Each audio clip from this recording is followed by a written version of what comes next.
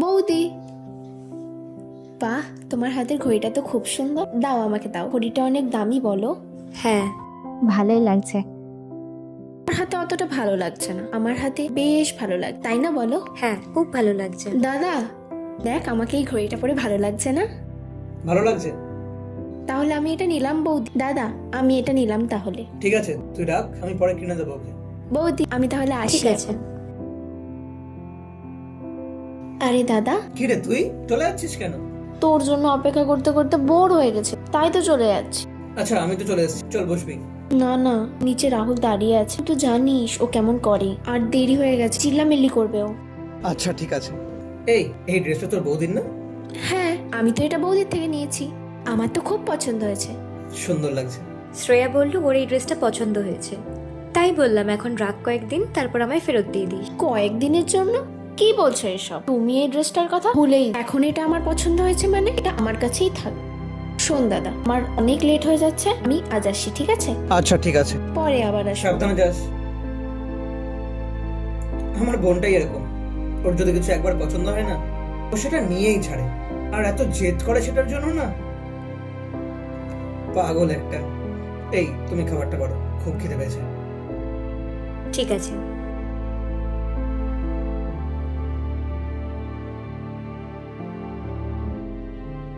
ধর, এখানে 2 লাখ আছে, যদি প্রয়োজন হয় চেয়ে নিবি।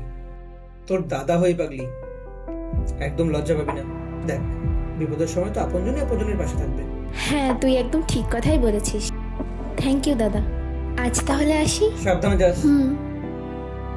কি রে, তোর প্রবলেম সলভ হলো? হ্যাঁ, কাল হয়েছে। আর তোমাকেও অনেক ধন্যবাদ বৌদি, আমার দাদাকে এতটা বোঝানোর জন্য। ঠিক আছে, এবার তুই আয়। আসছি, হ্যাঁ, টাটা। এই, আমিও চললাম, তারা আছে আমার। আচ্ছা ঠিক আছে, টাটা। বৌদি, দাদার কন্ডিশন এখন কেমন? আগেরই মতন আছে, আর প্রচণ্ড টেনশনে আছি টাকা পয়সা নিয়ে। জানি না ও কবে পুরোপুরি সুস্থ হবে। ওকে ঠিক করতে গিয়ে প্রায় অনেকটাই টাকা খরচা হয়ে গেছে, আর আমাদের সেভিংস যেটা ছিল প্রায় সবটাই চলে গেছে। ইভেন আমরা এমপ্লয়ীদের যে স্যালারি দিচ্ছিলাম সেটাও সেভিংস থেকেই দিয়েছিলাম। আমাদের বাড়িতেও খুব একটা কন্ডিশন ভালো না, ডক্টরকেও 50,000 টাকা দিতে হবে। কোথা থেকে টাকা অ্যারেঞ্জ করবো কিচ্ছু বুঝতে পারছি না শ্রেয়া, খুব প্রবলেমের মধ্যে আছি। তাহলে কি করবে ভাবছো এখন? এতগুলো টাকার তো প্রয়োজন। একটা কথা বলবো শ্রেয়া? হ্যাঁ হ্যাঁ বৌদি, বলো না।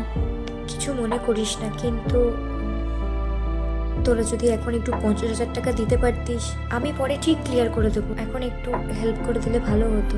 হ্যাঁ হ্যাঁ, কোনো অসুবিধা নেই, তাহলে আমরা আরে দিয়ে দিচ্ছি না না, পয়সা। দাঁড়াও দাঁড়াও, 50,000 টাকা এখন এই মুহূর্তে দেবো কিভাবে?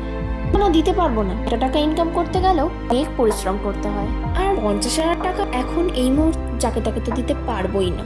শ্রেয়া, যাকে তাকে মানে? আমরা তো তোর দাদা বৌদি হই, তোর দাদার এরকম অবস্থা, তুই যাকে তাকে কাকে বলছিস? না মানে আমি সেভাবে বলতে চাইনি বৌদি, কিন্তু 50,000 টাকা দেওয়ার মতো সামর্থ্য এখন আমার নেই। আর যখন টাকা ছিল তোমাদের কাছে তখন তো এই ওই করে অনেক রকম ফুর্তি করে টাকা উড়িয়ে দিয়েছো, সেটা তোমাদের ব্যাপার। আমি দিতে পারবো না টাকা, আর ও দিতে পারবে না তোর টাকা। দাদার এখন এরকম অবস্থা, আমরা তোকে কতটা হেল্প করেছি, কত ভালোবাসি আমরা তোকে। একটু ম্যানেজ করে নে, আমি কথা দিচ্ছি আমি পুরো টাকাটা ক্লিয়ার করে দেবো। টাকা এখন এই মুহূর্তে দেওয়া সম্ভবই নয়, তো তোমরা কোনোভাবে চালিয়ে নাও। আর তাছাড়া ওর এখন একটা জরুরি মিটিং রয়েছে, তো আমাদের চলেই যেতে হবে। আচ্ছা ঠিক আছে, ছাড়ো না, কি হয়েছে বল। তোকে আমরা টাকা যাওয়ার জন্য ডাকিনি, তোকে খুব দেখতে ইচ্ছে করছিল, সেই জন্যই ডেকেছি। হ্যাঁ, তোর দেখা হয়ে গেছে, তাহলে আমরা এখন আসি। হ্যাঁ ঠিক আছে, চলো। আর শোনো, আমাদের কোনো দরকার হলে বলো কিন্তু বৌদি, কোনো সাহায্য লাগলে বলো। আসছি, হ্যাঁ, ভালো থেকো বৌদি, আসছি। তুমি দেখলে আমার বোনটা কত চেঞ্জ হয়ে গেছে। সে বোনের জন্য এত কিছু করেছি, সে আজকে মুখের উপর না বলে দিল। অনেক বড় হয়ে গেছে। তুমি রেস্ট নাও, আমি দেখছি কি করা যায়।